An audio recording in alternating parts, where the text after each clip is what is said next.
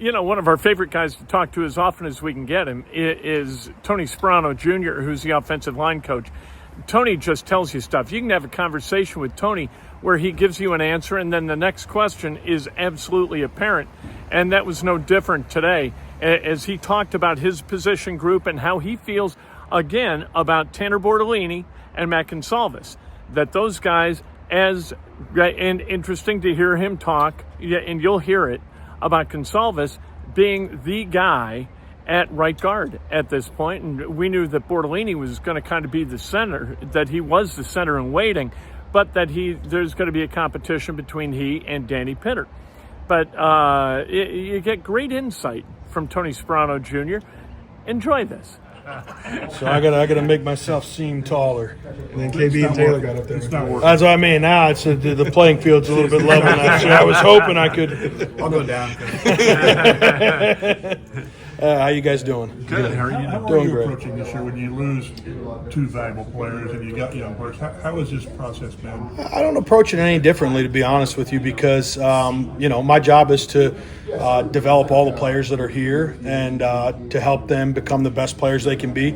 I know we've talked before about how I view the entire group and the depth and how important that is. So to me, whether a guy's a starter or whether he's a primary backup to start the season, again, to me, they're one and the same, because at some point, a lot of those backups wind up having to start. Obviously, that we dealt with a lot of different things in terms of injuries and stuff like that last year, where we had a lot of moving parts, and we had a lot of different guys. We played 11 different guys last year in real snaps, meaningful games, whether they were starting or playing a lot of plays off the bench for us in a game. And we take pride in all those guys being ready to go when their number's called. So for me, it's business as usual. It's we're the demands and the standard of the group are never going to change. Not as long as I'm the line coach. They're going to be what they've been, which is that we want to have the best line in this league. We want to perform at an elite level across the board, and we expect no drop off when the next man goes in there. And so we're again, to me, it's just focus on developing the guys we've got and continuing to help those young players grow, because whether they start or whether they're backups, you're going to need them. So you can't worry about it as a position coach. It's cold, but you can't worry about Ryan's not here. Will Fries isn't here. No. It's out of sight, out of mind. Is it? No, listen. I love both of those guys, and I'm incredibly proud of both of them. I'm thrilled for both of them, and especially for Will as the 7th round draft pick to develop into the player he's developed into and become a really good player. Made me really happy and proud for him to be rewarded the way that he deserved to be rewarded in free agency. So. But in terms of preparing the group, yeah, it has to be that way, because, worrying that this one's not here or that one's not here, that's not going to do us any good come week one. It's about the players that we have here, and we're fortunate that we have a lot of depth. We have a lot of talented players. I mean, we have got really great players in this building. Some of which just need an opportunity to do the job at a high level, and I have full faith in all of them. So, yeah, you're happy for those guys, but you have to turn the page and you have to focus on the here and now and how to build this group moving forward. What's your plan at right guard? Matt is going to move in there and play right guard. There will be some competition in there. We got really capable guys in there between Dalton Tucker, who started 7 games last year. Sills is in there. He's improving. He was injured during training camp last year, which was a shame. But the plan is to move Matty in there and let him play in there, and I'm really excited. I've got a ton of faith and confidence in his ability to go in there and do that job at a really high level. One of the things that I really loved about him in the draft a year ago was I thought that he was a player that had unique flexibility that way, where he could play tackle or guard at a really high level. So to me, when we picked him for a reason, and he played last year the amount of games and snaps that he played last year for a reason, and that's because he's a really good football player with a lot of ability, and he's only going to get better. So I'm excited about that. What's your comfort level having a Quinton to lean on? I mean, it's incredible. Yeah, it's incredible. To me, he's a gold standard of line play in this league. He's an elite player, and he's an elite worker. And I think that's the thing that's really impressive about him is he's not content at just being a good player or a great player. he leaves no stone unturned to be the best he can be, and he understands that the best players are the ones that play at an elite level week in and week out. You see a lot of guys that play well once every few games. To me, those aren't the best players. The best players are the ones that can do it over and over again, and he's able to do that because of how hard he works. So, yeah, having him's incredible. You don't or can't take it for granted that we got Quinton. No, never. I never take it for granted that he's out there on a Sunday, ever. I'm very, very grateful he's on our team and not another team. Tony, Matt did have a ton of guard background at Pitt. Why are you so confident in him making this? So there's two things. One, you when you're evaluating players coming out of college, you have to look at the full skill set, because a lot of Will was a tackle at Penn State, and so it's not always like for like in terms of I draft this player and he plays the same exact position he played in. Sometimes you're speculating about, hey, I got to move this guy to the other side, and there's a lot more to that than meets the eye as well. Hey, this guy was a left tackle for 4 years in college, but he's going to come here and play right because we have a really good left tackle. Or, hey, this guy's a tackle, but his skill set's better inside as a guard. So that's one is I look at his skill set and the skill set that he has.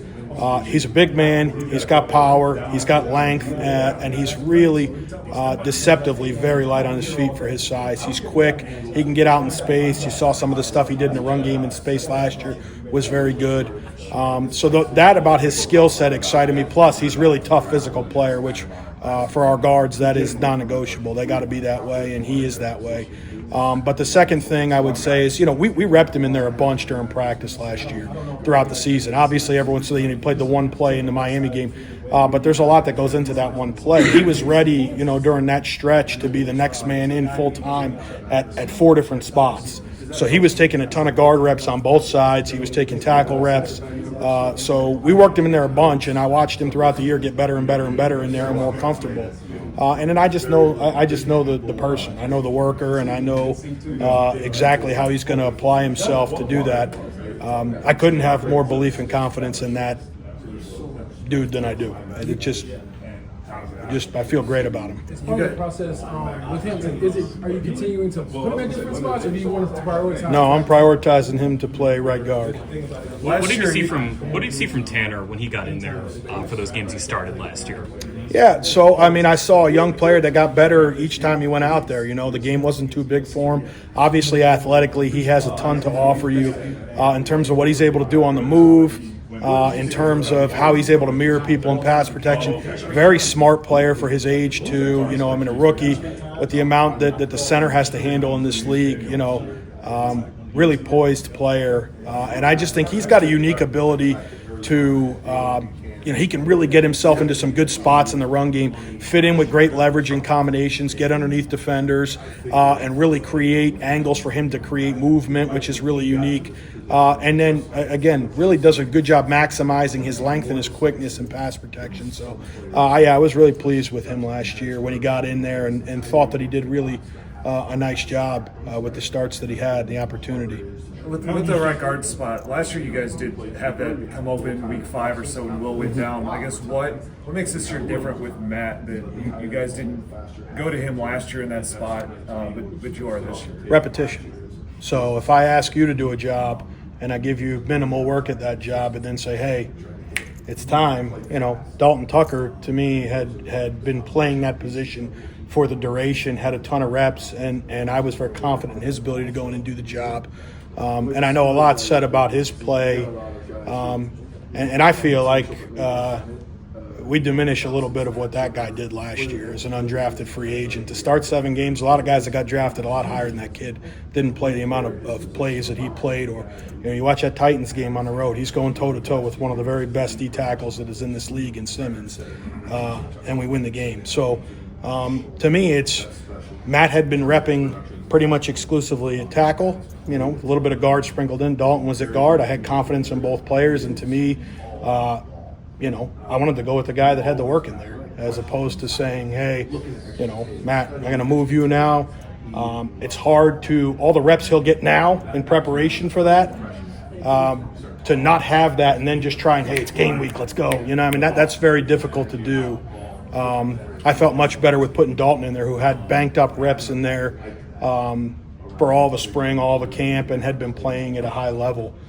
So that's why, I just felt like new year, chance to start from the ground up with him in there and get him all of those reps so he has that work and has that background and put him in a better position to succeed in there, as opposed to me saying, hey, look, you don't have a ton of work at this, but here, 2 days before we play, get on in there. You know what I mean? I just, for me, it wasn't the right move at the time, but now if you're going to make a move like that, to me, it's the time to make the move where we get a full year to work with him and get him feeling natural in that spot. So that's why. Do you view center with Tanor like you're viewing guard with Matt, like he's the lead guy there? Yeah, there's going to be a competition at both of those spots. Like Matt will compete with the guards we have, and Tanor's going to compete with Danny Pinner for that job. I want to give Danny every opportunity to compete for that starting job, and so they're going to split time in there.